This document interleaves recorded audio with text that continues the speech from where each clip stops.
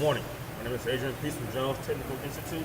And today what we're going to be doing, I'm going to dismantle a typical hydraulic cylinder.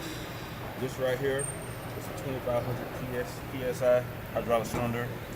It has a 2-inch bore diameter and a 10-inch stroke. That means the bore is 2 inches in diameter, has a 10-inch lift. Alright, what we're going to do first, take apart the retaining bolts. I've already pre-loosened them for our convenience. These are 4 retaining bolts that hold the two heads together.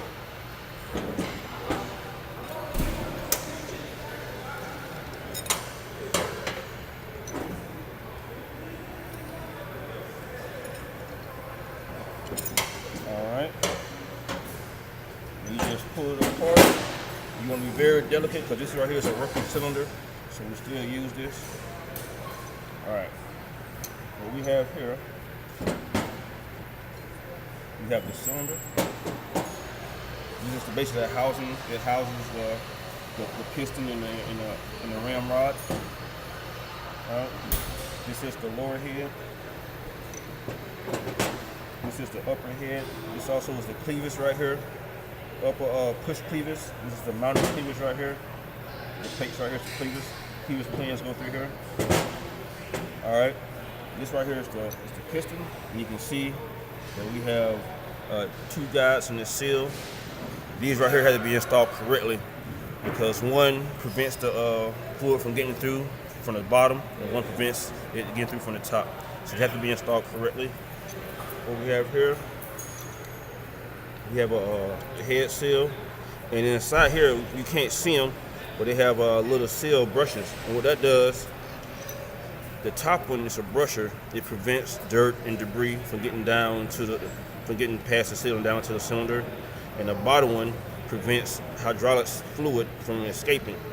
Okay, so when you're looking at the ramrod, you want to make sure it's not bent. That's a different procedure to make sure it's not bent. But you want to look at the surface to make sure there's no deep scratches or dents. That can you can lose compression and let fluid get by. That's about it. You want to be very delicate, like I said, fragile, not to damage these seals. Because this is a working cylinder. So what I'm going to do, I'm going to put it back together. And basically, it's very simple. I'm not going to bolt it down all the way for the next people. Alright. And these also, I forgot to tell you, these are the ports. Okay. You have a push port and a retraction port. The lines here, it extends the cylinder, push hydraulic fluid into a extended cylinder, and this port pushes hydraulic fluid to retract the cylinder. When you hook them back up, you want to make sure they're both lined up. It's quite a simple process. Alright. And you're just going to put the retaining bolts back in. And you want to torque it down to factory specifications. You don't want to over torque these things right here.